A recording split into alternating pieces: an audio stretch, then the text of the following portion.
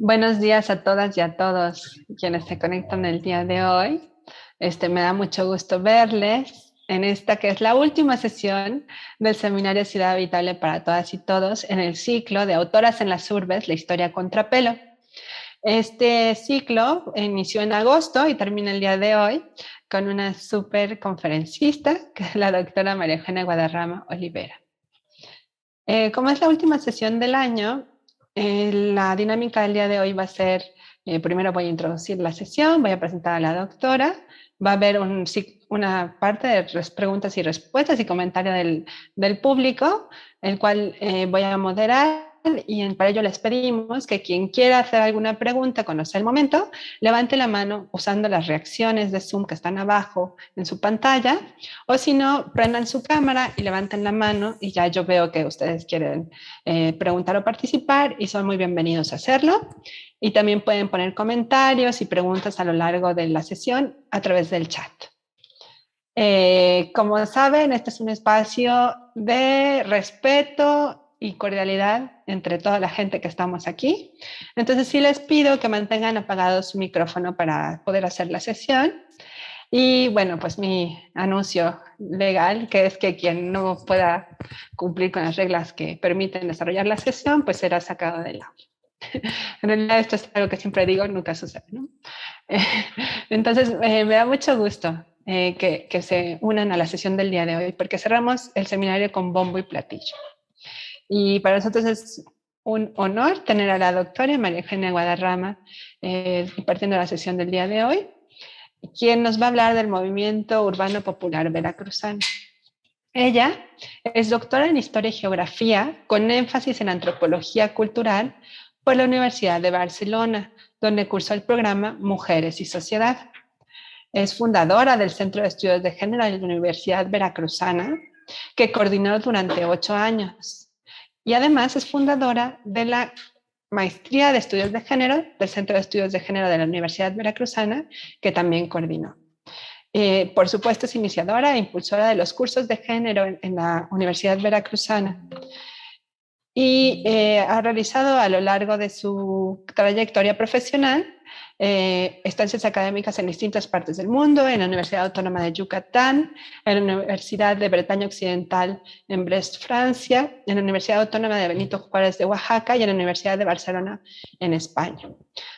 Ha recibido también numerosas distinciones, las más recientes es una otorgada por la Red Nacional de Instituciones de Educación Superior e Igualdad, la red RENIES, el reconocimiento de la Universidad Veracruzana por contribuir al estudio de la violencia contra las mujeres, la equidad de género y la atención a comunidades vulnerables en Veracruz, y el reconocimiento en la Red de Estudios de Género Sur-Sureste de la Asociación Nacional de Universidades e Instituciones de Educación Superior por la labor de transversalización de la perspectiva de género. La doctora Guadarrama es autora de numerosos libros, artículos de libro y publicaciones académicas. Voy a leer nada más los más recientes. De 2019, Briseño Más, María Leticia, Guadarrama Olivera, María Eugenia y Paredes Guerrero, Leticia Janet, con el título Violencia de Género en Espacios Universitarios, Experiencias, Logros y Desafíos. Otro de 2018, que lleva el título Cuidado, Violencia y Desigualdad, las mujeres en el hacer y el deber ser, que es coordinado por la doctora Guadarrama, la doctora María Leticia Briseño Más. Y finalmente, en 2017, justamente con la doctora Briseño Más y la doctora Guadarrama, así como la doctora Olga Grijalva Martínez y Paz López, Marta Elba, de 2017, el título es Espacios Educativos e Investigación Científica en la Sociedad Actual. Y estos solo son los 3 libros más recientes. Si leo todo el currículum, pues no acabamos. Y a lo que nos interesa muchísimo es escuchar la presentación de la doctora Guadarrama. Muchísimas gracias por estar aquí. En verdad, es una forma muy enriquecedora de cerrar el seminario. Y además me gusta mucho que cerremos el seminario con una sesión que habla fuera de la Ciudad de México, que también es algo que hemos intentado hacer, empezar a descentralizar los casos y la problematización teórica a otras partes de la República y del mundo. Entonces, Maro, pues bienvenida. Te dejo la palabra y te aviso cuando ya se vayan a acercar a los 50 minutos. Sí, muchas gracias. Bueno, pues muchas gracias por tu presentación y muchas gracias por la invitación a participar en este seminario del Programa Universitario de Estudios sobre la Ciudad. Pues esta ocasión me permite, pues ahora sí que revisitar un tema del que me ocupé hace ya algún tiempo, pero que es muy de mi agrado. Y también para mí es un gusto estar en un seminario donde tuve la oportunidad de volver a oír a Alejandra Mazzolo, que hace mucho que no la veía, aunque sea virtualmente. Y pues no sé si toda la gente escuchó su conferencia, porque para mí es como el marco de esta participación. ¿Eso qué quiere decir? Que pues que habrá cosas que pues, ya dijo ella, ¿no? Sobre el movimiento urbano popular. Y en esta ocasión, pues yo quiero compartirles algunos resultados de aquella investigación que realicé con una organización del movimiento urbano popular en Jalapa, como dice Mariana, pues creo que hay varias investigaciones fuera de la Ciudad de México, aunque empezaron en la Ciudad de México, ¿no? Entonces, para eso no tengo PowerPoint. Casi siempre se espera un PowerPoint, pero pues no soy de la escuela del PowerPoint. Entonces, quiero pues dar lectura si alguien tiene alguna pregunta o alguna duda en lo que yo voy compartiendo, pues me lo puede hacer saber, ¿no? O como diga Mariana, que es realmente la moderadora, y para mí eso me permite también como no perderme, ¿no? En el discurso y tener un orden y además pues ser respetuosa del tiempo. Bueno, en primer lugar, pues quiero decir que mi acercamiento al tema de las mujeres del movimiento urbano popular, el MUP, fue con el convencimiento de que en México las experiencias de participación social y política de la lucha de las mujeres de colonias populares por la sobrevivencia representa un impacto en sus vidas, un impacto que posibilita cambios y cuestionamientos en sus actuaciones y discursos. También con la convicción de que las mujeres son sujetas activas y partícipes constantes de los procesos sociales en general, pero que muchas veces la falta de un enfoque de género no ha permitido su visibilidad en los resultados de esas investigaciones sobre el movimiento urbano popular hasta hace algunos años. También con el entendido de que el proceso de cambio que pueden realizar las mujeres no es resultado automático de su participación en los movimientos sociales, en cualquier movimiento social, y que no ocurre de igual manera en todas ellas debido a factores particulares de cada historia de vida. Ahora bien, es importante señalar que desde los años 90 la perspectiva de género ha ido ganando espacios en diversas disciplinas y en programas de estudios universitarios en México. Con ello se han abierto diversas puertas a nuevos estudios o se han ampliado los resultados en algunas temáticas. Sin embargo, sí quiero señalar que aunque resulte asombroso a estas alturas, aún existen reticencias para aceptar dicha perspectiva en ambos ámbitos. Desde este enfoque partí para preguntar y responder sobre la experiencia de las mujeres al interior del movimiento urbano popular, considerando el género como una herramienta analítica que me permitiera enmarcar mis preguntas de investigación y explicar la información encontrada. En ese sentido, entiendo el género como el conjunto de ideas, representaciones, prácticas y ordenamientos sociales que una cultura desarrolla para simbolizar y construir lo propio de cada género, al que se asocian atributos y oportunidades socialmente construidos a partir de los cuerpos, que se aprenden a través de diversos procesos relacionados al contexto y que pueden ser cambiantes. Así entiendo que la condición de mujeres y hombres, según el género asignado, está vinculada a una desigual oportunidad en cuanto a las actividades desarrolladas, al acceso y control sobre los recursos, así como en la posibilidad de toma de decisiones. Y que el género está íntimamente ligado a factores tales como clase, condición económica, escolaridad, grupo étnico o edad, lo que ahora se llama interseccionalidad. La diferenciación entre mujeres y hombres se traduce entonces en posiciones de desigualdad y jerarquía entre ambos, que se agudizan según la manera en que se conjuntan todos los anteriores aspectos, lo que les otorga una identidad diferente. Es decir, la identidad de un sujeto o sujeta debe ser entendida tomando el género como un componente en interrelación compleja con otros sistemas de identificación y jerarquía. Por otro lado, el enfoque de género nos hace reconocer como aportes principales, aparte de las reivindicaciones sociales de cada movimiento social, también las que se encuentran asociadas a la vida cotidiana y que pueden ayudar a cambiar la situación de subordinación de las mujeres. En segundo lugar, decir que es importante definir algunas características del MOOC. En el caso de México, en los años 70 y 80, dentro de una sociedad cada vez más compleja, una creciente participación ciudadana reformuló los movimientos sociales y planteó nuevas demandas, dejando a un lado la participación ceñida solo a los partidos políticos. Surgieron diversas fórmulas de organización ciudadana con diferentes objetivos y estructuras diversas, entre los que se encuentra el movimiento urbano popular. Este es un movimiento que está relacionado estrechamente con la esfera del consumo. Sus principales objetivos de lucha son la solución de problemas de tierra, vivienda y equipamiento urbano de los y las habitantes de los asentamientos populares. En este sentido, como ya lo señaló Alejandra Mazzolo, el término popular se ha considerado más adecuado para referirse a los sectores sociales empobrecidos y excluidos que componen estos movimientos y que tienen diversas inserciones laborales, mayormente en el mercado informal, pero cuya heterogeneidad no impide que se reconozca una vivencia común de segregación y carencias en el espacio urbano, creadora de identidades colectivas y conciencia de intereses comunes.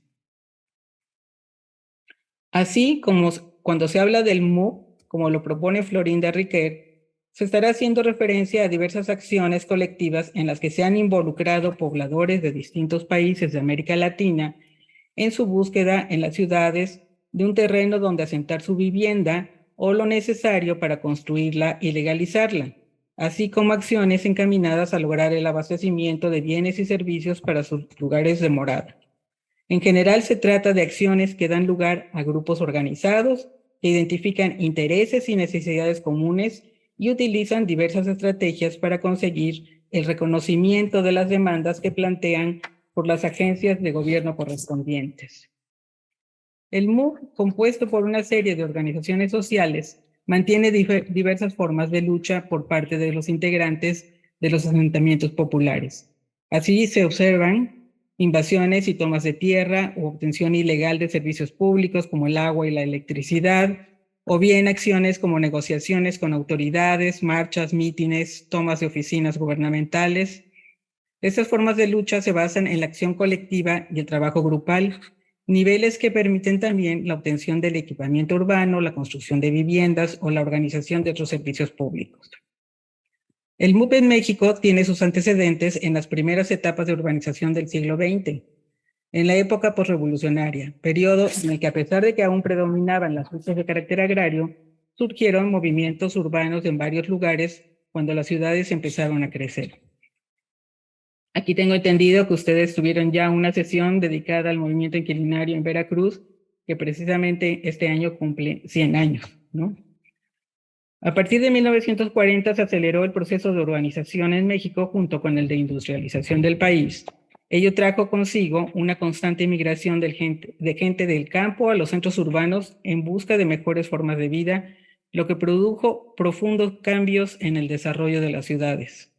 Dentro de este proceso, un gran número de mujeres migró hacia las zonas urbanas y encontró empleo, sobre todo en los sectores de servicio e informal urbano. Sin embargo, el crecimiento de las ciudades no fue paralelo al de los servicios públicos y del equipamiento de las ciudades. Como consecuencia, las condiciones de vida, así como el mantenimiento y la reproducción de los sectores más pobres, se desarrollaron deficitariamente. Se amplió la brecha entre las necesidades de las familias y de los asentamientos urbanos populares y la oferta de bienes y servicios de consumo por parte del Estado. Estos problemas se agudizaron en los años 70. A finales de esta década se iniciaron una serie de medidas económicas en el ámbito nacional e internacional que favorecieron la profundización de la crisis en México, que estuvo oculta por el boom petrolero y los préstamos y financiamientos externos que mantuvieron la sensación de una bonanza económica y de un enriquecimiento del país. En ese contexto, en las ciudades se multiplicaron los asentamientos populares ilegales con escasez de servicios básicos y viviendas adecuadas.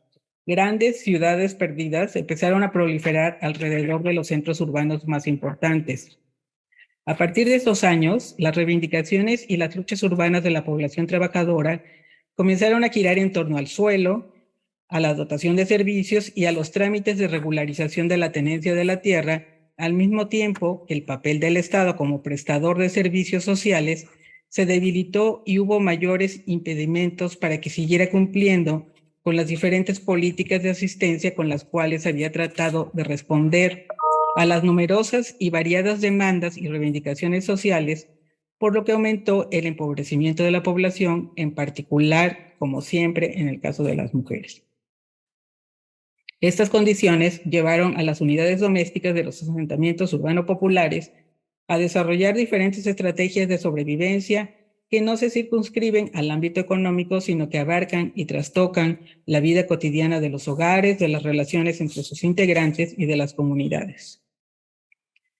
En este contexto socioeconómico que dibujé rápidamente, se entiende con mayor claridad la participación de las mujeres como una característica fundamental del movimiento urbano popular en México. Aunque este es un movimiento mixto y no de género, las principales protagonistas de los movimientos por la sobrevivencia y el mejoramiento de las condiciones de vida alrededor de la reproducción han sido las mujeres de los sectores populares. En todas las marchas y protestas del movimiento urbano popular, en todas las ciudades, su asistencia es constante. Se puede decir que ellas son el eje articulador de dicho movimiento y que su presencia es determinante en la consecución y logro de sus objetivos. El factor de la pobreza ha sido preponderante para que las mujeres de los asentamientos urbano-populares mexicanos desarrollen estrategias de sobrevivencia. A la par que se agudiza dicha situación, más mujeres se organizan en torno a distintas prácticas y demandas que se engloban dentro del movimiento urbano popular. Así, las mujeres convierten sus condiciones de vida en objeto de lucha y formas de participación social y colectiva. Se ven obligadas a responder en la medida en que por tradición son ellas las encargadas de hacerle frente de una manera directa y cotidiana a las necesidades de bienes y servicios de consumo en el medio urbano. Se organizan en diferentes agrupaciones o programas para buscar juntas solución a sus problemas básicos, desarrollando algún tipo de trabajo comunal o en muchas ocasiones se integran a organizaciones ya establecidas. Entonces, las características de vida de las mujeres de sectores populares las lleva a buscar diversas alternativas para la resolución de sus problemas más apremiantes y a pertenecer a organizaciones de distinto carácter, ya sea organizaciones ligadas a partidos, organizaciones de corte religioso, a organizaciones no gubernamentales, asociaciones civiles, etcétera, y por lo tanto de variadas ideologías. Las organizaciones de este movimiento se han caracterizado desde hace unos años por una dirigencia mayoritariamente masculina, así como por sus estructuras verticales.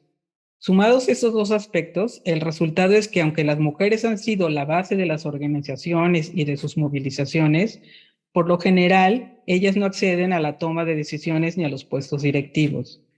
En algunas organizaciones se discuten algunos asuntos relacionados con la problemática de la situación de subordinación femenina, pero sin asumirlos como reivindicaciones políticas propias. Y aunque ciertamente la problemática de género no se considera de manera suficiente al interior de las organizaciones, la acción de las mujeres dentro del movimiento urbano popular ha influido en la toma de ciertas decisiones. Alejandra Mazzolo señala dos de ellas. La titularidad masculina de los terrenos y la vivienda ha sido cuestionada en algunas organizaciones y también se ha considerado a las mujeres jefas de hogar y a las madres solteras como sujetas de crédito con derecho a la vivienda. Dicho esto, todo lo anterior, quiero compartirles pues algunos resultados de ese trabajo que llevé a cabo en una organización del movimiento urbano en la ciudad de Jalapa, allá por los 90s, Pues mi interés no era hacer contacto con los líderes de la organización, de esa organización, todos hombres por lo demás, sino con las mujeres, ya que aparte de que eran ellas quienes hacían el movimiento, me interesaba pues conocer, que me contaran cómo vivían su proceso de participación en una organización del movimiento urbano popular, sus reflexiones, sus experiencias, el significado que tenía para ellas. Así, pues inicié haciendo contacto con dos coordinadoras de base, tenían una estructura que, bueno, ahora no les relataré toda la estructura de la organización, pero hice ese contacto y asistí durante casi un año a sus reuniones. Después de ese tiempo fue cuando ya hubo ya pasé desapercibida y entonces empecé a hacer entrevistas con cada una de ellas. Fueron más o menos, no me acuerdo si 15 o 18 mujeres. Y pues bueno, algunas características de estas mujeres pues es que eran algunas coordinadoras de comisión, que así era la estructura, ¿no? Había comisiones, había representantes de colonia y había integrantes de base de diversas colonias. Entonces, había diferentes sesiones porque en alguna eran sesiones de solo una colonia o sesiones por comisión a la que asistían mujeres de diversas colonias.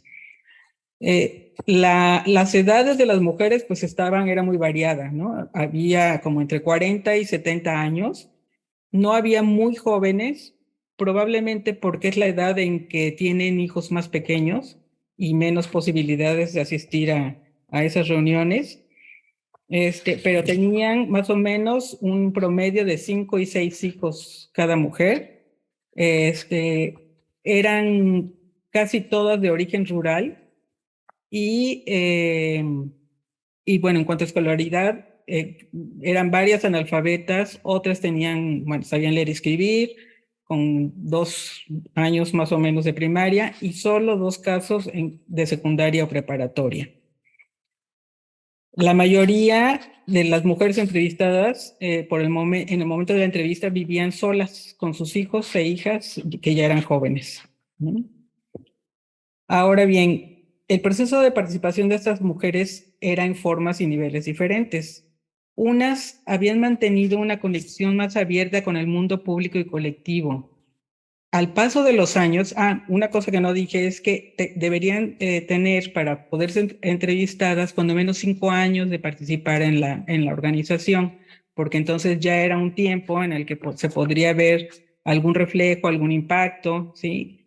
Entonces, durante ese periodo, pues unas habían mantenido esa conexión más abierta, habían conocido y se habían relacionado de manera más cercana con diferentes instituciones y organizaciones sociales, gubernamentales y no gubernamentales, y ya habían hecho suya una serie de aprendizajes que se reflejaban sobre todo en nuevas responsabilidades ciudadanas. Y eso es muy importante, porque a veces desde alguna perspectiva podría no considerarse como un aprendizaje, sino como algo normal, ¿no? En su actitud de cuestionamiento dentro de la propia organización, que mantenían algunas, en la incorporación de otras reivindicaciones, como las referidas a su problemática de género, que las llevó a complejizar sus prácticas cotidianas y a adoptar otras actuaciones sociales, comprometerse con el trabajo comunitario, modificar sus opiniones o puntos de vista sobre esferas de la vida de mujeres y hombres. Otras mujeres parecían limitarse a la obtención de satisfactores específicos, que enfocaban solamente a la demanda inmediata. Y una vez que la resolvía, mantenían una participación que podría llamarse pasiva. O bien se retiraban de la organización sin adquirir una orientación social más amplia o incorporar algún objetivo político definido, sin realizar cambios en sus roles genéricos y conservando un discurso tradicional sobre las relaciones entre los géneros. Es decir, participaban dentro de los límites que les imponía su función tradicional como reproductoras. Pero muchas mujeres permanecieron participando activamente. podían realizar cambios que se ubicaban en dos niveles. Por un lado, el de la vida práctica, que son los relacionados con su rol genérico, su vida doméstica y los vinculados a las actividades ciudadanas. Y por otro, los del discurso, actitudes, reflexiones, cuestionamientos y propuestas sobre la vida de las mujeres. Pero es importante notar que esos cambios, debidos a partir de su experiencia de participación, como ya dije, no eran uniformes ni similar en todas las mujeres. Las características, los logros y el ritmo de los cambios realizados por su experiencia de participación variaban de una mujer a otra a pesar de la coincidencia en su motivación original por participar en esa organización, por encontrar mejores condiciones de vida. Considero que estas diferencias entre las mujeres participantes parecen obedecer a dos tipos de factores que se relacionan íntimamente: a los particulares o características individuales de las mujeres y a las características de sus modos de participación dentro de la organización. Con relación a los primeros, creo que cada historia de vida imprime matices, tonalidades, ángulos y perspectivas diversas a la vivencia de participación de cada una de las mujeres. Cada historia de vida representa una diversidad de experiencias: su origen social, su lugar de crianza, su familia, las características del grupo doméstico, su vida afectiva, su vida de pareja, sus hijos, su religión, su experiencia política, su historia de trabajo, su grado de escolaridad, hasta sus rasgos de personalidad, su relación con diferentes grupos sociales, la ideología familiar, su ciclo de vida y otros que han modelado sus vidas de una manera única y que las llevaron a actuar y a responder en formas diferentes. Aquí quiero decir que cuando entrevistas a las mujeres como ellas y te cuentan sus historias de vida, realmente acabas como se dice, enamorada de esas historias, ¿no? Entonces a veces es difícil desprenderse de estas historias para su análisis. En cuanto a los segundos aspectos, o sea, las características de su modo de participación dentro de la organización, me refiero al papel que desempeñaban en ella, las actividades desarrolladas, los años de permanencia, las relaciones y las redes de solidaridad que establecieron con asesores externos, cursos y talleres, la forma de intercambio y apropiación de la información y de acceso a los conocimientos que poseían, el vínculo con las integrantes de la propia organización y de otros grupos, diferentes organizaciones sociales o instituciones gubernamentales. Y ese es el caso que también Alejandra lo mencionaba del feminismo popular, ¿no? En esos años hubo un desarrollo y un contacto muy importante entre las organizaciones, las mujeres de las organizaciones del movimiento urbano popular y el feminismo. Así se puede decir que la conjunción de ciertas características individuales y de las posiciones ocupadas dentro de la organización determinaron la manera de vincularse con el mundo público y colectivo, de realizar una serie de nuevos aprendizajes, de adquirir nuevos recursos de interés y preocupación en diferentes esferas, como ecología, nutrición, política, derechos humanos, técnicas de construcción o salud. Dicha conjunción explicaría también las diversas actitudes de cuestionamiento a los valores, normas y creencias culturales tradicionales sobre los roles femeninos, ya sea a nivel ideológico o a nivel de las prácticas cotidianas. Las distintas transformaciones que habían llevado a cabo y los modos de proceder de las mujeres, las maneras de vincularse y aprender la información y los diversos grados de reflexión a lo largo del proceso de participación. Las diferentes formas de plantear críticas, protestas, inconformidades o desacuerdos o de discutir sobre su situación genérica. Así encontramos, por ejemplo, que las mujeres coordinadoras de comisión y algunas representantes de colonias, que son aquellas que responden a historias de vida que incluyen ciertas experiencias sociales y familiares que las inclinaron a integrarse a algún movimiento social y que permanecieron más años en la organización, manejaban mayor información, cuestionaban el dominio masculino en los puestos directivos. Aunque reconocían su propia necesidad de preparación, pensaban que las mujeres deberían participar más en la dirección.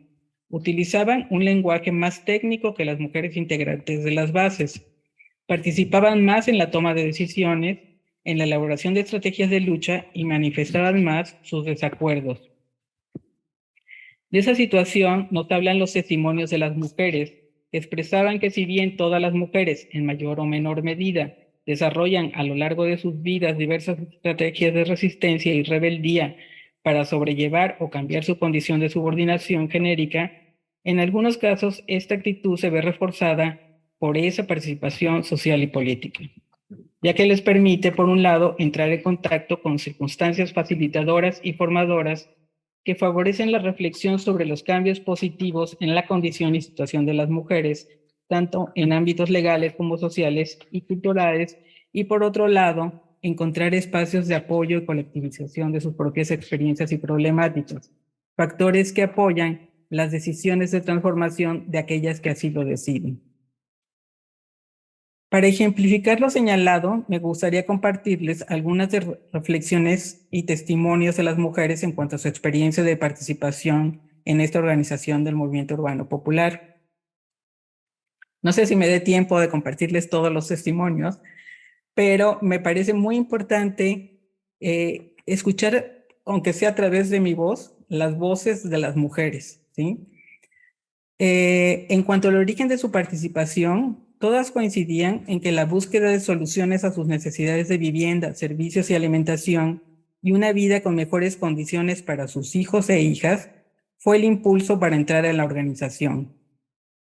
Así lo refiere una mujer.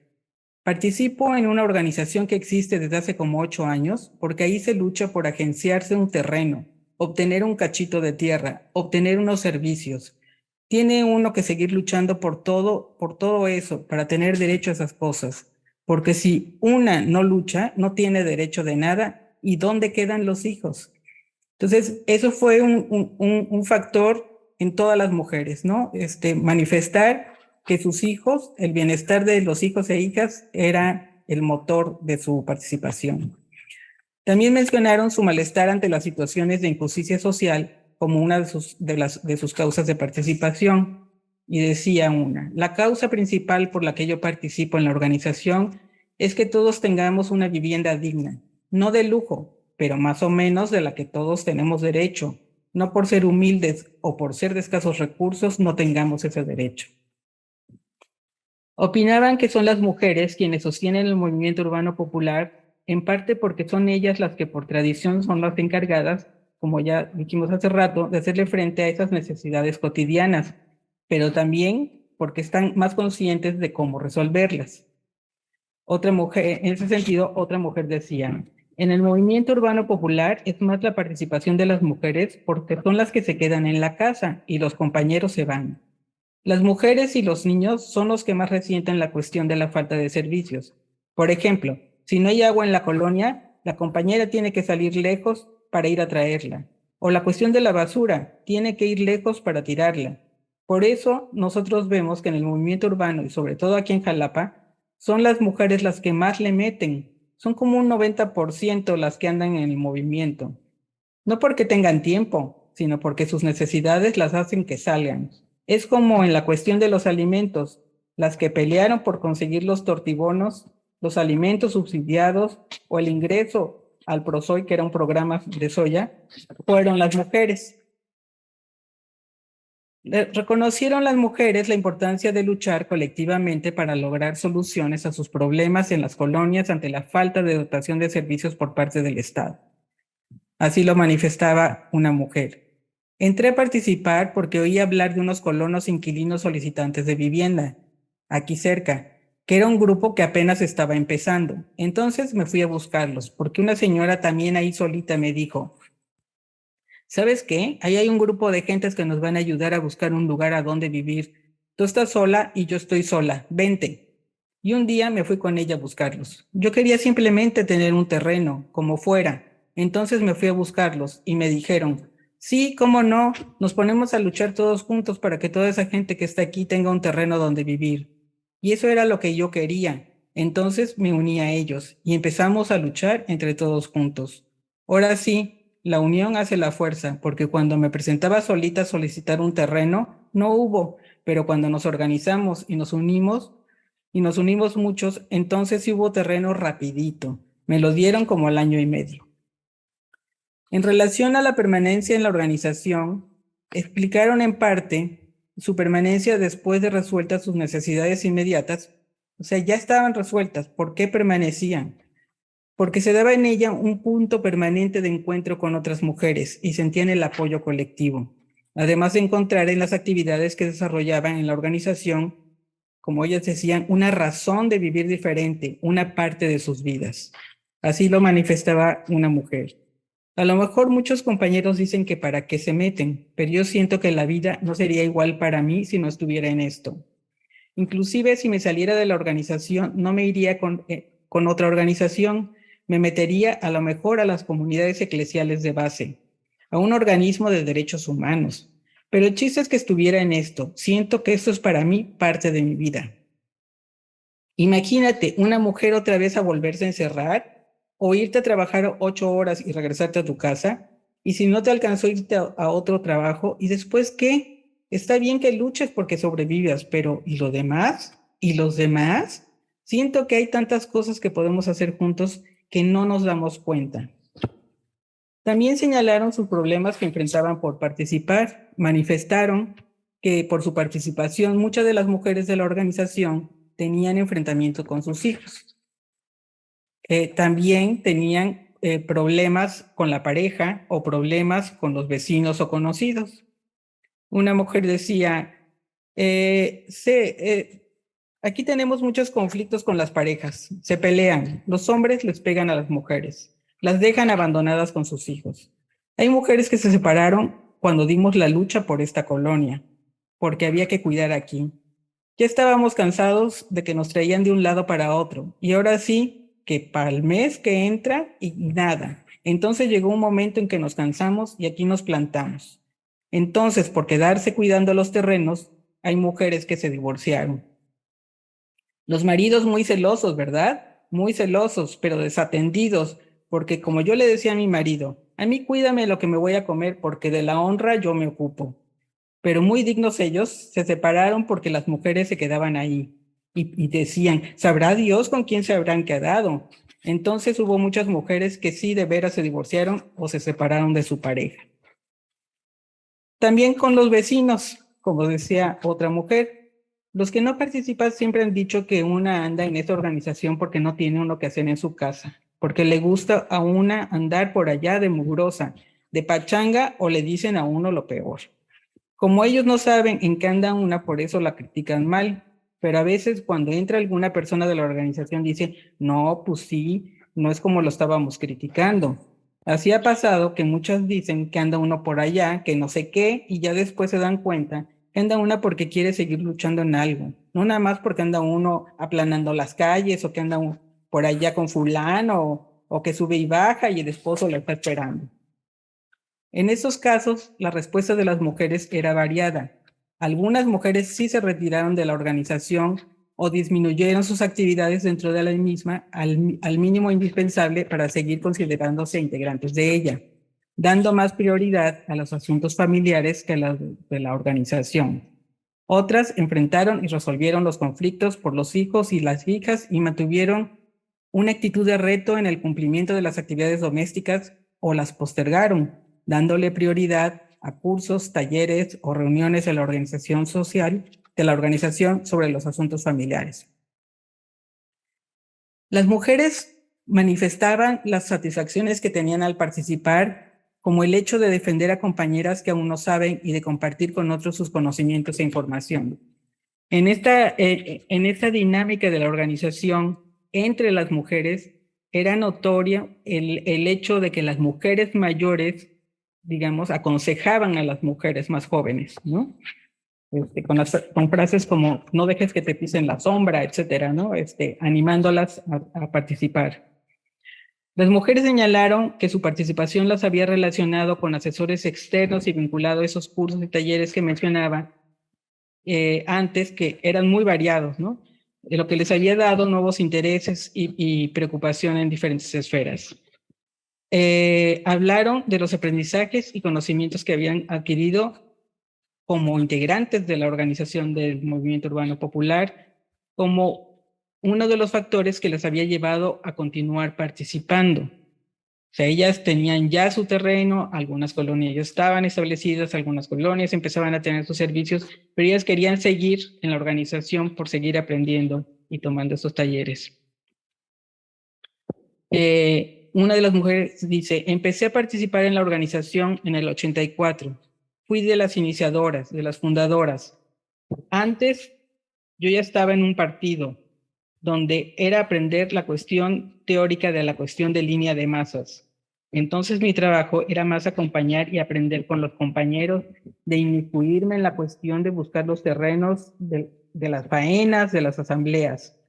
Después andaba en todas las comisiones, quería aprender de todo. Andaba en toma de tierras, empezaba a ir a México, empezaba a salir de viaje a Durango, a Zacatecas, a conocer, a ir, a empezar a salir solita, ya sin llevar chamacos ni marido.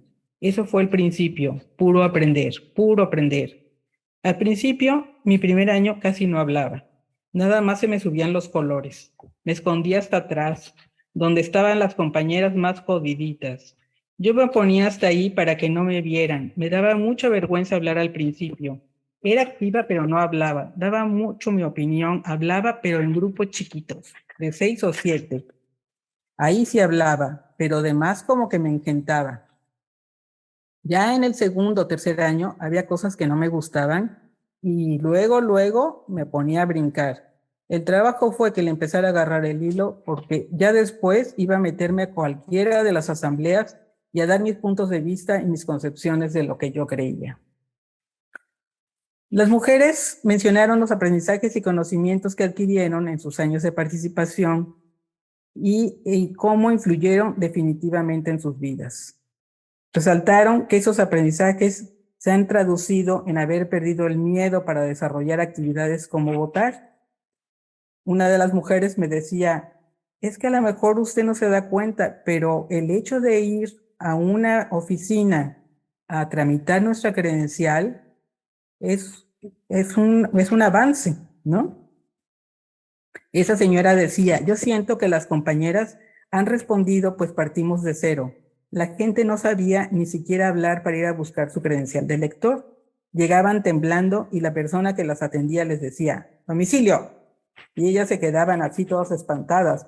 Ahora ya no, van y votan. Y eso es una transformación lenta, pero es una transformación. Las mujeres por muchos años estuvimos ahí sometidas por siglos, y eso para mí es muy satisfactorio. No gano nada, pero la satisfacción nadie me la quita. Me darían dinero y se me acaba, pero mi satisfacción me la llevo. También relataban que uno de los aprendizajes era enfrentarse a funcionarios gubernamentales. En conocer el origen de las causas de las malas condiciones del equipamiento urbano de sus colonias.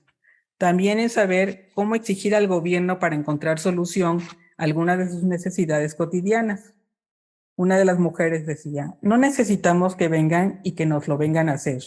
Aquí lo que queremos es que nos den los materiales y ponemos la mano de obra, pero nunca nos dan chance de negociar.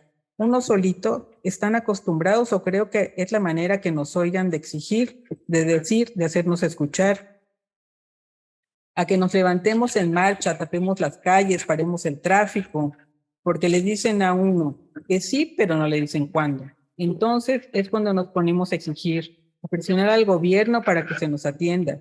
Solamente de esa manera el gobierno nos hace caso. No nos dejan alternativa y con ese modo de presión logramos que nos atiendan nuestras necesidades. Y no hay necesidad de eso porque tenemos también derecho como ciudadanos de que se nos den los apoyos, pero de veras. Por eso hay que luchar para cambiar el gobierno, para que haya patria para todos nosotros, que somos los que más estamos marginados. Muchos nos critican, nadie nos quiere, la sociedad nos ve y nos repudia, pero creo que ellos o ellas no tienen claridad todavía de lo que estamos haciendo. También otro de los aprendizajes era reorganizar las actividades domésticas con los integrantes de su grupo doméstico, que fue uno de los problemas que más tenían las mujeres, ¿no? Una de las mujeres decía, antes con mi pareja teníamos muchas broncas por la cuestión doméstica, de que yo era la que tenía que comprar, guisar, a veces me echaba la mano, pero era nada más así como una ayuda. Y ya después con todos los talleres me puse a pensar, ¿pero por qué esa ayuda? Si los hijos son de los dos, ¿y por qué nada más yo? A mí todos esos cursos me ayudaron mucho. Los niños también ayudan. Si alguien va a la casa y les dice, oye niño, los niños no lavan los trastes, ellos dicen, esa es mi tarea, es mi trabajo. En ellos ya es costumbre. Y así fueron manifestando también cómo aprendieron a reorganizar sus actividades extradomésticas también. Y en tener más valor, a sentirse apoyadas por las demás mujeres, a defenderse y a no dejar que sus parejas ni nadie pisotearan sus derechos. Otra de las mujeres decía al respecto, cuando uno platica con alguna de las compañeras, estas hablan con más seguridad, porque en la organización han aprendido otra forma de lucha y otra forma de ver la vida.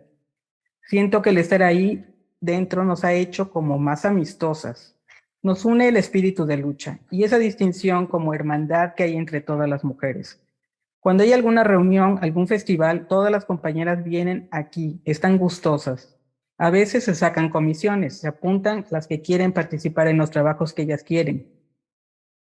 Para alguna reunión, alguna convivencia, y veo que lo hacen con mucho gusto, como si fuéramos una gran familia. Para todas las mujeres que permanecieron en la organización, señalaron que más allá de las resoluciones de sus necesidades más inmediatas, su participación en la organización les había significado una mejor manera de vivir, de mejorar la autoestima. También mencionaron que la experiencia en la organización les había ayudado a sentirse más fuertes y seguras. En general, manifestaron sentirse apoyadas por las compañeras al colectivizar sus experiencias, encontrando semejanzas en sus problemas y alternativas de solución, por lo que manifestaron que mantenían opiniones, decisiones o actitudes de cambio en sus vidas que habían tomado al verse reforzadas positivamente, ya que a lo largo de su proceso de participación habían confrontado sus ideas con las de otras mujeres de la organización y con agentes externos como el maltrato hacia las mujeres. Y ese punto es muy importante. El hecho de que las mujeres se encontraran con otras mujeres fuera de sus casas, fuera de su mundo privado y colectivizando sus propias experiencias, darse cuenta que las experiencias eran similares, que otras mujeres también tenían los mismos problemas por participar, pero también problemas dentro de sus casas, fue un punto muy importante para ellas. Una de las mujeres decía, por ejemplo, respecto al maltrato. El maltrato se ve como que no tiene que ser, pero que se da y se ve natural, porque una cosa es lo que yo piense como persona y diga, y no lo justifico. La otra es que las compañeras lo justifiquen allá inconscientemente y que digan, bueno, pues es mi marido y como no lo obedecí, como no le pedí permiso, pues tiene la obligación de pegarme porque es mi marido, porque me mantiene. Aunque ellas también trabajan. Por lo regular, el maltrato en todos los estratos sociales se da, continuaba la mujer, no es específico de determinado sector, no, nada más aquí se da la violencia, pero muy pocas mujeres aceptan que son maltratadas. Las mujeres afirmaron que gracias a su participación habían creado mayor conciencia de las causas de sus problemas de subordinación. Y una decía, ahora pienso que entre el hombre y la mujer debe haber un compañerismo, una igualdad y que se respeten, porque el hombre con su machismo piensa que es el amo. Llega y con un desplante, sírveme la comida. Se debe de hacer una ayuda mutua, la responsabilidad es de los dos. En ese sentido, señalaban que el trabajo realizado por los hombres en la organización estaba muy definido por su concepción tradicional de los roles para hombres y mujeres. Y así refería una mujer. Pienso que la participación de las mujeres está siempre, y no nada más en ciertos momentos de la vida, porque ya está abierto el campo para que la mujer participe en todo. En la vida de la organización, todos los momentos están abiertos para la participación de la mujer y pienso que deben participar en las decisiones políticas, aunque casi todos los hombres no piensan así. Por eso los hombres participan más en la comisión técnica, porque ahí se trata de la cal, que el cemento, cosas relacionadas con los varones.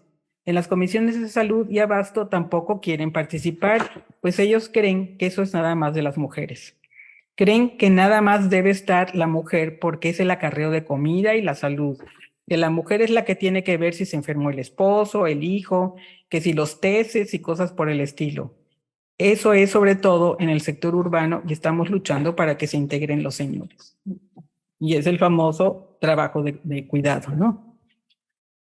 Estaban conscientes del esfuerzo que tenían que desarrollar para hacer valer las opiniones de las mujeres.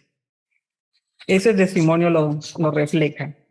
No nada más en esta organización, creo que también en otras organizaciones pasa que los compañeros a veces se agandallan de las compañeras que por falta de experiencia, por nunca haber estado en estas cosas, por no saber cómo se hacen las cosas.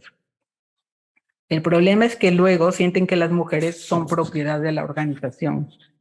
Las compañeras también hemos dado motivos por ignorancia o porque nos guste, pero siento que a las mujeres nos falta más conciencia, que estamos nuevas en esto. Como decían los abuelos, ¿cuándo se había visto esto? Ya ahora le estamos entrando, pero no hemos topado el papel que nosotras nos merecemos. Nosotras lo construimos y los compas son los que se lo llevan. Las organizaciones sociales son un espacio que las mujeres, porque son un espacio de las mujeres porque las hemos hecho, pero no hemos sabido cómo arribar al poder. El problema es que la mayoría de las compañeras son amas de casa y los hombres, por su educación o experiencia, te llevan de calle. Las mujeres agregaron al respecto que a los hombres dirigentes de la organización, de esa organización y también de otras, aún les costaba trabajo aceptar el crecimiento de las mujeres. Una de las mujeres decía, los dirigentes así muy a fondo pienso que no entienden. Ellos están dando la lucha porque la mujer salga adelante, pero siento que lo que sigue es un trabajo político más que lo que sentimos las mujeres. A nosotras nos interesa que la mujer se libere, que la mujer salga adelante. Ellos a lo mejor sí quieren que la mujer se libere, pero no de adentro, de corazón, solo de dientes para afuera. Porque una libertad de la mujer así como se está dando, no logran aceptarlo. Dicen también que la mujer tiene que dirigir, que tiene que ser, que tiene que tornar, como nosotros lo hemos exigido. Pero también se nos dice que no, porque no tenemos la preparación suficiente para poder negociar o para poder platicar con aquel funcionario. Creo que el hombre y la mujer tienen iguales derechos, tienen la misma posibilidad en los trabajos intelectuales y también de desempeñar trabajos políticos. Y mencionaban que en realidad lo que les gustaba a los hombres era figurar en primeros planos. Y respecto a eso decían, creo que una de las principales reivindicaciones de la organización es la de luchar en contra de la desigualdad en la sociedad entre los pobres y los ricos, los que tienen y los que no tienen, los desposeídos. Pero siento que eso se ha desvirtuado y que muchos compañeros de arriba y de la dirigencia se han montado sobre la chamba de las compañeras. Son unos pocos las figuritas, los que van a los viajes, los que tienen la lana, los que meten un proyecto aduciendo que va en nombre de la organización sin tener una chamba concreta, y si la tienen, nada más la tienen para justificar su posición. Creo que se ha perdido mucho. Hasta he estado pensando como militante y como fundadora salirme algún día si esto no cambia. Por todo lo anteriormente dicho, puedo afirmar que cuando las mujeres salen de su horizonte de comportamientos habituales y se encuentran de una nueva manera en espacios públicos y colectivos en los que se produce una serie de intercambios de experiencias individuales, pueden experimentar nuevas relaciones sociales y políticas que les permiten revisar las situaciones particulares en las que viven. Es decir, que si bien las mujeres participan en función de las exigencias de la sobrevivencia, a lo largo del proceso amplían su ámbito de acción y problematizan los papeles tradicionalmente femeninos. Así, las mujeres, que han sido las encargadas de reproducir los valores, normas y creencias tradicionales para el género femenino dentro del ámbito doméstico, del mundo privado, a partir de su experiencia de participación pueden volverse sujetas cuestionadoras o renovadoras de los mismos al salir al mundo público y al transitar por la ciudad. Ello se explica al entender que si bien la feminidad se construye de acuerdo a lo socialmente aceptado en un contexto cultural determinado y a los códigos que definen las relaciones entre los géneros y delimitan las actividades y acciones correspondientes a cada uno de ellos, a los que se otorga determinado valor y poder, también mantiene un proceso de construcción continuo y permanente, entendiendo con ello que la feminidad es flexible y mutable, lo que permite a las sujetas realizar cambios sustantivos en sus actuaciones y discursos genéricos. Por lo anterior se entiende que la feminidad no es fija, que la posición que ocupan las mujeres respecto a los otros varía a lo largo de su historia vital, que son sujetas sociales activas, que formulan constantemente oposiciones a su condición de subordinación y que tienen la capacidad para transformar los roles asignados socialmente o realizar transgresiones a los mismos. Por ello, la feminidad hay que pensarla como un proceso activo, complejo y variable, resultado de contradicciones y redefiniciones constantes que están presentes en la formación de sus estructuras simbólicas y de las experiencias de vida de las mujeres. Algunas coordinadores de comisión y de colonia mencionaron que otras mujeres externas a la organización podrían opinar que no habían realizado cambios sustanciales en sus actividades y comportamientos tradicionales genéricos, como el caso del matrimonio, la maternidad o la división sexual del trabajo doméstico. Pero afirmaban que eran ellas, con base a su propia experiencia y en la de sus compañeras, quienes tenían que definir el alcance de sus transformaciones y cambios, y que el hecho de que no todas lo hicieran y lo llevara a cabo de la misma manera no significaba que muchas mujeres no hubieran realizado cuestionamientos o redefiniciones como ellas mismas lo habían hecho y se sentían muy orgullosas de haberlo hecho. Así, pues, pensar que las mujeres participantes deberían tener otros cambios, ¿no? Y encontrar que no lo hicieran o no todas lo llevaran a cabo, no significaba que no hubieran realizado cuestionamientos o redefiniciones, aunque en algunos solos se encontraran en el discurso, como sucede también con otros sectores de mujeres. Es evidente que las mujeres aún no contaban con todos los medios para transformar las relaciones jerárquicas entre hombres y mujeres, o no cuentan, y lograr una mayor autonomía personal, que el papel de la mujer en la familia sigue estando en gran medida restringido al modelo que la obliga a ser la principal responsable del funcionamiento de la unidad doméstica, aun cuando se cuenta en algunos casos con la colaboración de otros miembros, y que son pocas las que han pasado a identificarse como mujeres a partir de sus propios intereses, deseos y necesidades, y no solo a partir de los otros.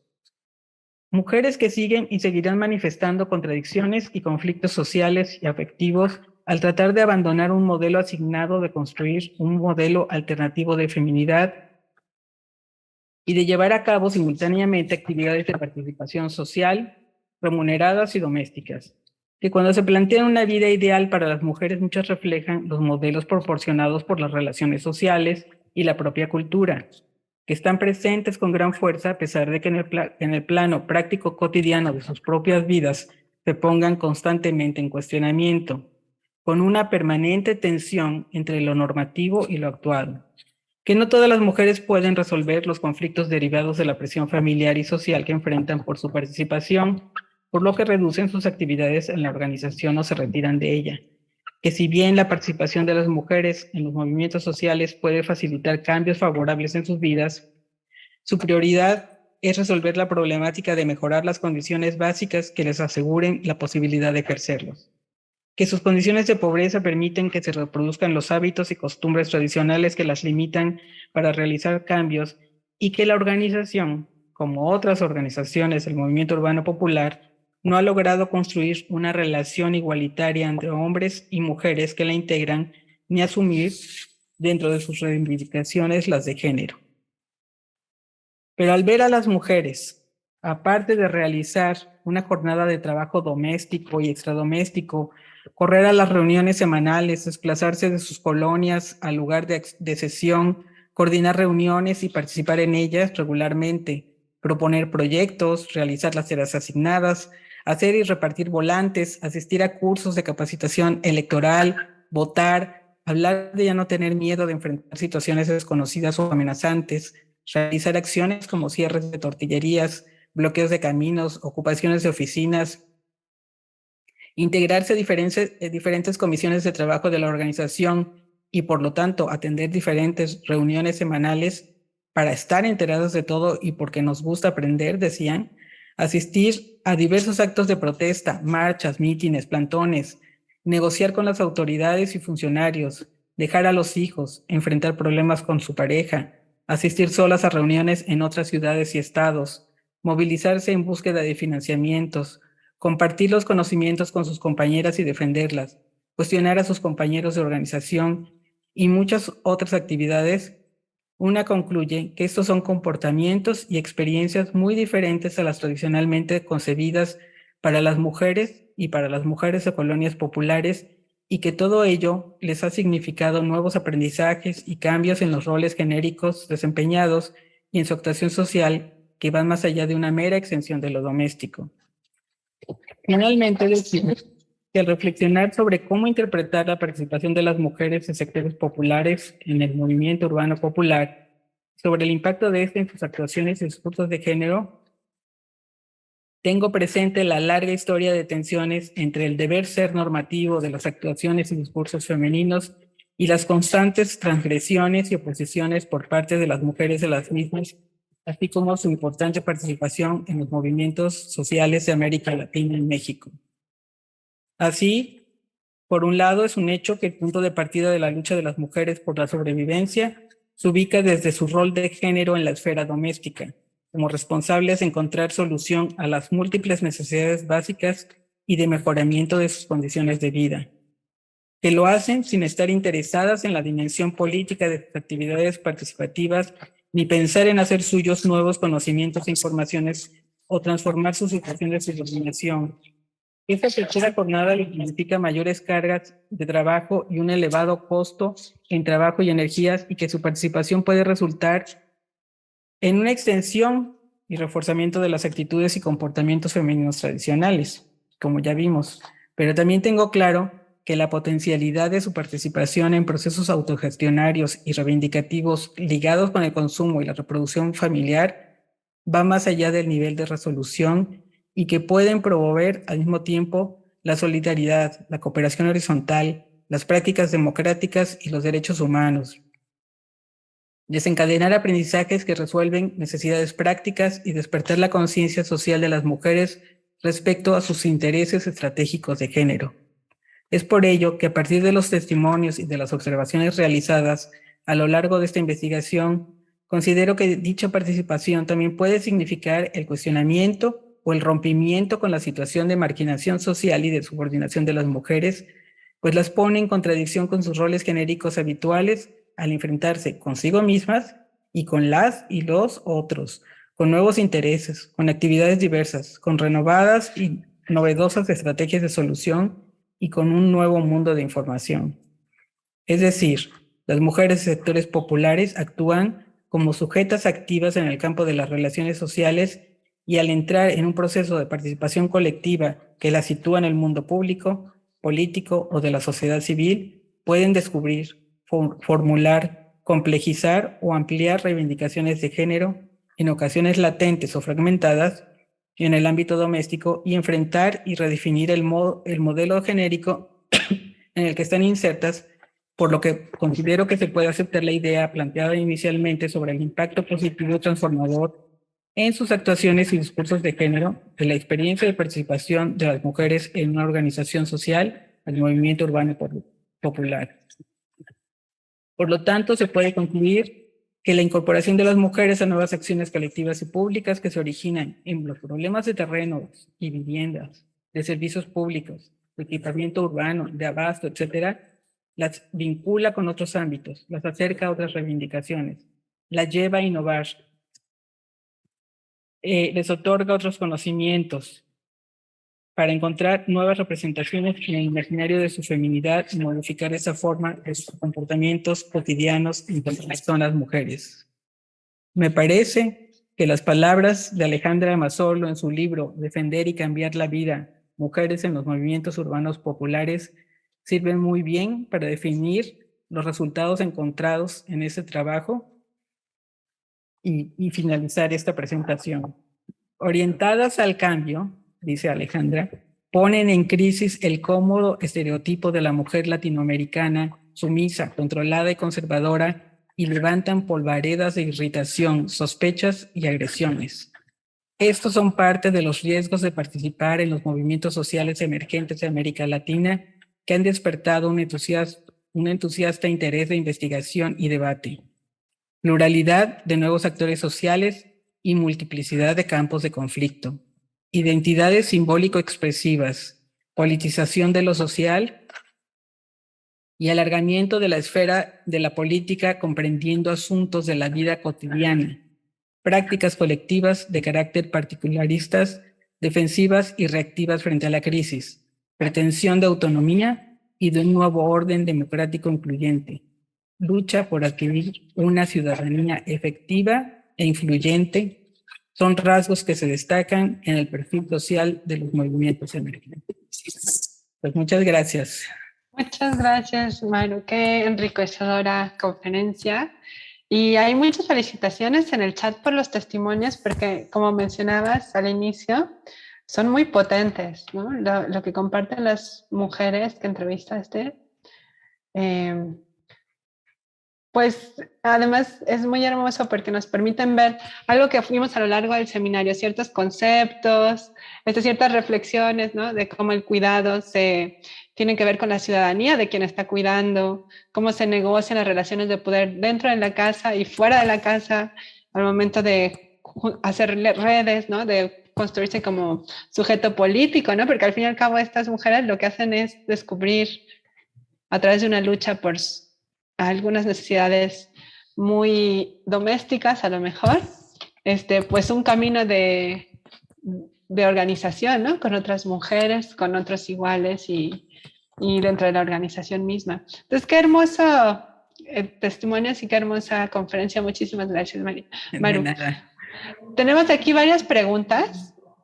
Unas de ellas fueron al inicio de tu conferencia cuando hablaste de cómo el perfil de las personas que entrevistaste, ¿no? Y cómo tenían varios hijos que eran de un sector económico pues muy, bueno, pues eran pobres, digamos, y con poca educación formal.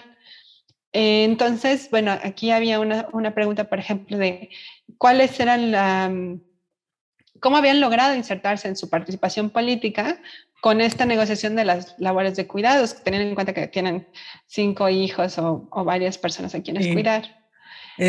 Bueno, al principio también mencionaba, a lo mejor lo dije muy rápidamente, que muchas de las mujeres que sí permanecían, que sí asistían, que estaban permanentemente como en reuniones, sesiones, comités, comisiones, eran mujeres que ya tenían hijos más jóvenes, o sea, no tan pequeños, y que precisamente las mujeres en edades más jóvenes, o sea, menores de 40, con hijos pequeños, eran las que menos asistían.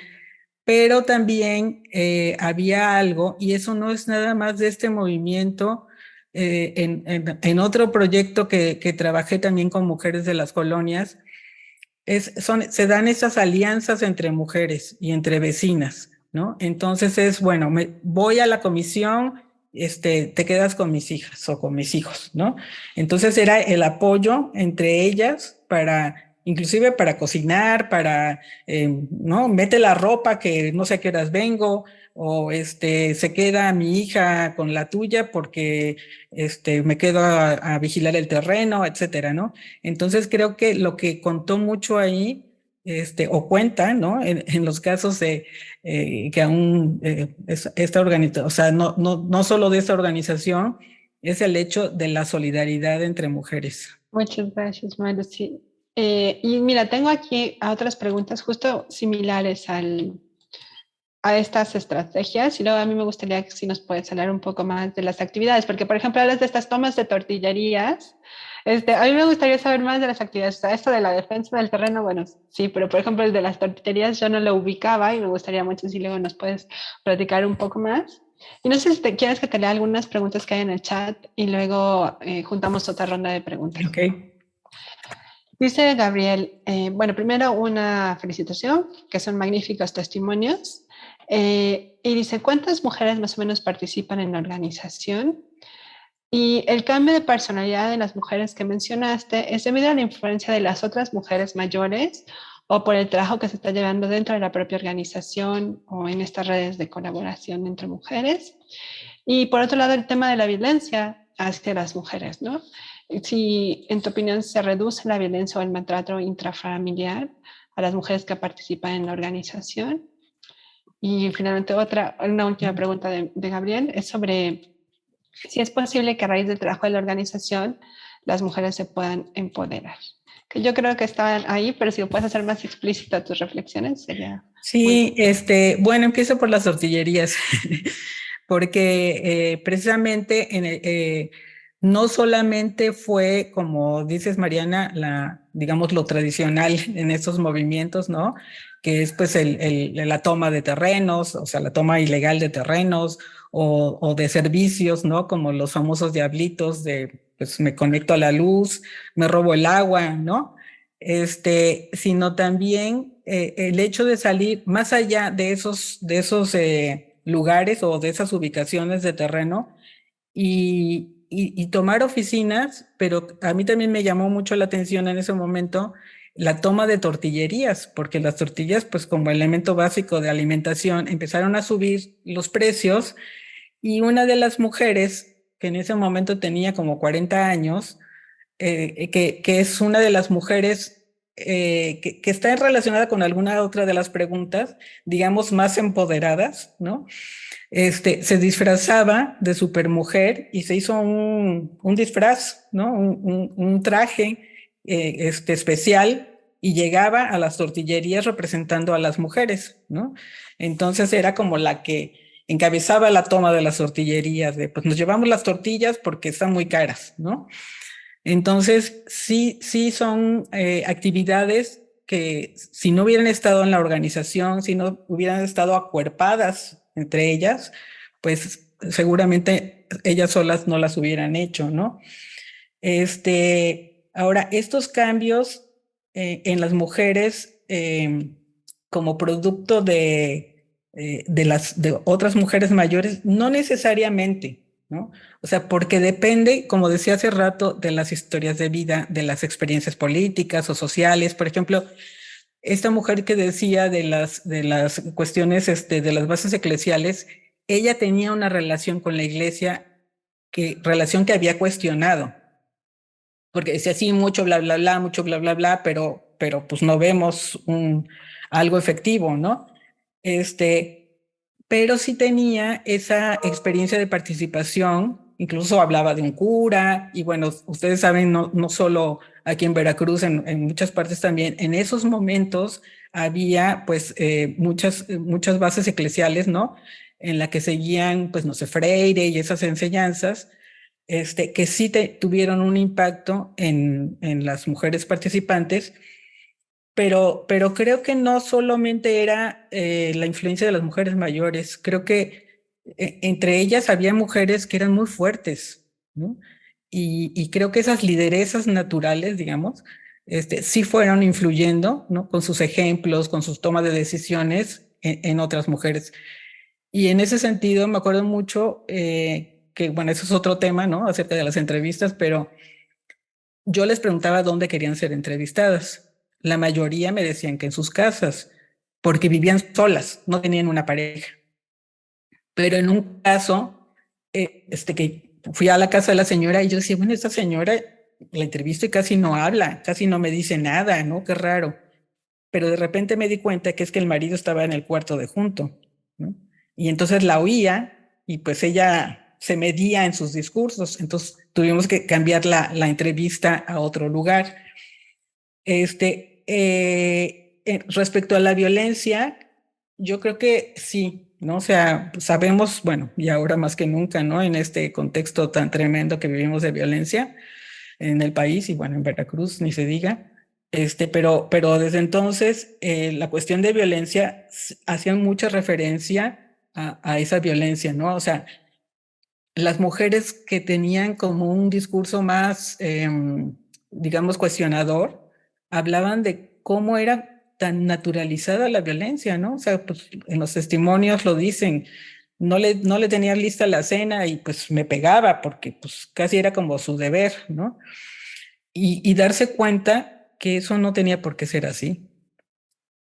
Pero también aquí creo que la influencia, más que de la gente, de la propia organización, me refiero a las personas que lideraban la organización, fue la relación con otras organizaciones, ¿no? Con otras organizaciones de mujeres, con otras organizaciones feministas, ¿no? Con otras organizaciones, inclusive de estas bases eclesiales. Y bueno, creo que todo lo relatado, pues son las características que permitieron, como dije al principio, no a todas las mujeres, pero a muchas sí, el desarrollo de esa capacidad de agencia, ¿no? De autonomía, ¿no? La palabra empoderamiento de repente me saca un poco de ronchas, pero digamos que esa capacidad de autonomía, ¿no? Que ya muchas tenían, pero que las condiciones, ¿no? Las posiciones de las mujeres, pues no se atrevían a desarrollarlas, a tenerlas, ¿no? A ponerlas en acción. Bueno, ahora abro la ronda de comentarios y preguntas. No sé si alguien quiere poner una pregunta o un comentario. También anímense a hacerla directamente, porque esta es la última sesión. Entonces, igual si quieren prender su cámara y hablar, nos dará mucho gusto escuchar su voz. Julieta Cuevas pone un comentario, bueno, una pregunta aquí en el chat. Entonces, la voy a leer. Dice Julieta Cuevas: ¿qué apoyos o formas de ayuda han recibido estas mujeres para combatir las formas de violencia familiar? Pues los feminicidios siguen en incremento y el machismo aún es preponderante en estas comunidades en situaciones de vulnerabilidad. Esa es Sí. una pregunta. No Pues, sé si quieres que juntemos más o tú contestas esta. Bueno, esta nada más quería decir que sí es importante, como también decía al principio, que todas esas experiencias que he estado relatando sucedieron en los años 90. Digamos que había violencia, había feminicidios, que todavía no existía ni la palabra feminicidio como tal, ¿no? Sin embargo, bueno, sigue habiendo organizaciones del movimiento urbano popular en la que creo que sigue siendo difícil que la propia organización haya adquirido totalmente esas reivindicaciones de género contra la violencia. Sin embargo, el contexto de ahora es diferente en el sentido de que sí hay más organizaciones, más personas, más mujeres, ¿no? Sobre todo, preocupadas por desarrollar estrategias contra esa violencia, ¿no? Y a lo mejor dirán que cuál es la relación, pero creo que la acción de las jóvenes mujeres feministas actualmente pesa mucho, ¿no? El movimiento que está en las calles, que está, como decía Alejandra, no es el monumento, no es la pared, no es el muro, es la rabia de las mujeres, ¿no? Contra esta violencia y contra esta, pues, alza de feminicidios, ¿no? Que también, pues, impacta y permea otras organizaciones, aunque no sean las reivindicaciones más importantes de esos grupos. Muchas gracias, Maru. Nisa tiene una pregunta, pero Nisa, ¿no quieres animarte a hacerla tú de viva voz? Bueno, solo quería preguntar si en todo este proceso hubo un consciente o inconscientemente o se dio de forma natural de mentoría entre las mujeres mayores y las mujeres que ya tuvieran como un camino recorrido como activistas o entre las mujeres mayores y las más jóvenes. O si esto se fue dando sobre la marcha. Gracias. Sí, y buen día. Gracias, Nisa. Pues yo creo que no había una cuestión como organizada tal cual, ¿no? Porque eso también lo he visto en otros grupos de mujeres, en el que las mujeres mayores asumen ese papel de mentoría, ¿no? Porque tienen años de experiencia que las mujeres jóvenes no tienen y no en este proyecto, sino en otro que estuve trabajando con cerca de 100 mujeres en diferentes grupos. En todos los grupos se daba esa dinámica, ¿no? Las mujeres mayores, al compartir sus experiencias de vida que eran tremendas, ¿no? Con eso, pues lo que hacían era desarrollar acciones de enseñanza, ¿no? Acciones al compartir y como poner, señalar los puntos rojos de, por ejemplo, en el caso de la violencia, o cómo se daba el maltrato, o cómo lo habían sufrido ellas, y por lo tanto, pues no permitir que las más jóvenes cayeran en esas dinámicas, ¿no? Entonces, creo que al principio en esos grupos no es muy consciente ese proceso de mentoría, pero sí se da. Muchas gracias, Manu. Aquí hay una pregunta en el chat que es de iPhone, pero no sé el nombre de la persona que está con el nombre de iPhone. No sé si quieres decir tu pregunta tú solita o tú solito, o quieres que la leamos. Sería muy bueno que te animes. No es necesario prender tu cámara, pero puedes darla de viva voz, nada más lees lo que está en el chat. Hola. Sí, perfecto. Adelante. Soy Josefa, nada más que aparece como iPhone. Josefa Díaz, urbanista de la Facultad de Arquitectura. Yo, bueno, creo que puse 2 dudas, pero primero felicitar a la doctora y me parece algo como muy enriquecedor. Yo el año pasado estuve trabajando en Oaxaca, porque soy de Oaxaca, en una organización comunitaria, pero mayormente eran mujeres, porque como no habían, sus maridos salían a trabajar, ¿no? Pero no fue una grata experiencia porque predomina este machismo, pero entre mujeres. Y me pareció que tengo que volver, pero ya con otra mentalidad, una metodología de cómo abordarlas, de cómo encaminar esta organización de mujeres que quieren mejorar su comunidad, porque estábamos trabajando en la distribución de agua potable, porque ellas no tenían agua corriente en sus viviendas. Y lo logramos a duras penas, pero fue un trabajo muy tortuoso y yo terminé como muy traumatizada. Y yo como que estoy buscando si existe una metodología, y más o menos de lo que he estado escuchando es como que las antecesoras o las que tienen mayor edad son las que encaminan a las más jóvenes, ¿no? Pero aquí es al revés, porque pues obviamente ellas están en un contexto machista donde pues totalmente su visión no es como, pues sí piensan en sus hijos, pero no están pensando también en ellas. Y eso a mí me pareció algo como muy doloroso y totalmente opuesto a lo que yo pienso, pero pues es porque yo me he construido también en la ciudad al estar aquí en la facultad y ver otras formas de vida. Entonces, sí me gustaría si me pueden apoyar con pues bibliografías de cómo abordar esta parte de trabajo comunitario en organizaciones o colaboraciones entre mujeres para poder pues combatir esta parte y lograr algo realmente fructífero o productivo para ellas, o que pues las transforme también. Esa es mi duda y comentario. Gracias, Josefa. Pues mira, te puedo decir que no hay una receta, ¿no? Creo que cada contexto es diferente. Eso es en primer lugar. O sea, cada contexto, no sé, en Oaxaca o en Veracruz, o sea, son contextos e historias diferentes. Cada organización también tiene su propia historia, tiene su estructura.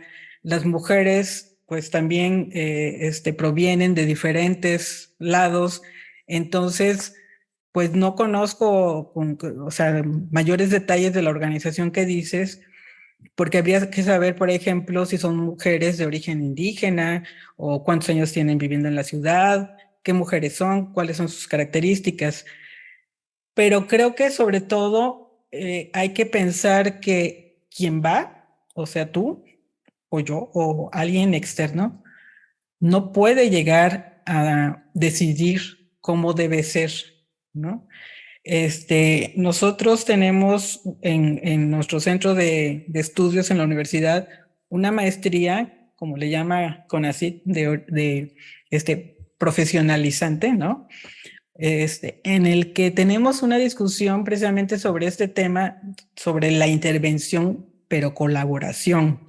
O sea, no es una intervención en la que alguien ajeno o ajena llega a una organización o a un grupo social a decidir cómo debe ser su propia dinámica o hacia dónde debe de ir, sino al revés, a comprender cómo es la dinámica de esa agrupación y poder proponer entonces de manera colaborativa con las personas que están ahí una manera para pues caminar hacia mejores, no sé, diríamos dimensiones, ¿no? Hacia mejores condiciones. Eso es lo que te podría comentar, pero de cualquier manera, a través de Mariana, pues yo les podría hacer llegar algunas lecturas que podrían servirte en tu caso, ¿no? No sé, por ejemplo, de metodología feminista para poder apoyarte en parte. Muchas gracias. Y sí te tomo la palabra, Amar, de la bibliografía. No sé si alguien más quiera comentar algo o se anime a hacer una pregunta. No es necesario que sea de viva voz, sí pueden ponerla por escrito en el chat. Bueno, Maru, a mí me gustaría si puedes hacer una reflexión. Por ejemplo, ayer estábamos en un panel sobre violencia comunitaria, ¿no? Y una de las reflexiones que tiene que ver es, bueno, pues que la violencia comunitaria es parte de un disciplinamiento. Y entonces, pero que también, en tanto las mujeres usen el espacio público urbanístico y político, ¿no? Pues eso tiene capacidad de transformarse, porque es como reconocer la legitimidad. Y entonces a mí me gustaría si puedes hacer una reflexión en ese sentido y también pensando, ¿qué pasó? O sea, ¿tú crees que ahora en esas zonas donde están estas mujeres que hicieron las colonias, hay un reconocimiento de su participación política? O porque me ha pasado en otros movimientos que al final, como dices, las organizaciones medio borran esta participación y a lo mejor no trasciende con todo el potencial que podría tener. Esa es mi invitación a una reflexión. Y tenemos aquí... bueno, y la petición de la metodología feminista que alguien dice por ahí. La cuestión de la violencia comunitaria te la podría, tengo muy reciente, participo en un proyecto sobre estudiantes universitarias indígenas en Oaxaca que provienen pues, de diferentes regiones indígenas de Oaxaca, ¿no? Y una de las cuestiones muy importantes es la de la violencia comunitaria, ¿no? Cómo está naturalizada, sobre todo una violencia hacia las mujeres, ¿no? Que ellas no son conscientes de, ¿no? O sea, en algunos casos sí, obviamente, ¿no? Pero quiero decir que es como pasa en las universidades, que de repente las chavas dicen, no, pues es que solo me dijo tal cosa. Bueno, eso es violencia, ¿no? Entonces, lo que quiero decir es cómo cuando vives esas violencias no eres tan consciente de que son violencias, ¿no? Y en el caso de estas chicas universitarias, pues hablaban de cómo una de las formas de violencia comunitaria era el no permitirles salir de las comunidades porque estaban transgrediendo muchísimo su rol asignado socialmente. Entonces, ni se casaban jóvenes, ni querían seguir permaneciendo solo en sus casas, ni querían seguir atendiendo a sus hermanitos o hermanitas, o etcétera, ¿no? Entonces, en ese sentido, ellas planteaban que la cuestión de ese tipo de violencia que ellas sentían, porque además no había apoyo ni comunitario, ni familiar, en unos casos sí, pero en la mayoría no, fue ir, pues, jalando de las otras mujeres que sí se habían ido, ¿no? O juntarse con familias donde las hijas sí habían ido, ¿no? Y entonces poco a poco como ir permeando pues esta cuestión de dinámicas comunitarias muy tradicionales, ¿no? Que ustedes saben que en Oaxaca pues todavía quedan muchos resquicios, ¿no? En lugares donde pues esta violencia es pues como lo normal, entre comillas, ¿no? Entonces, cuando hablamos de violencia comunitaria, depende quién habla, porque quienes la ejercen, pues no hablarán de violencia comunitaria, ¿no? Dirán, es que así deben ser las cosas, ¿no?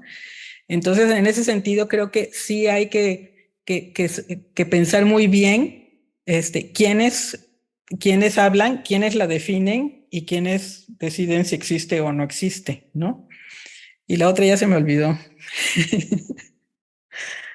Y la otra era una pregunta, si puedes decirnos, no sé si tienes esa información, ¿cómo va ahorita esa organización? ¿Qué pasó con ella? ¿Y qué pasó con la participación de las mujeres?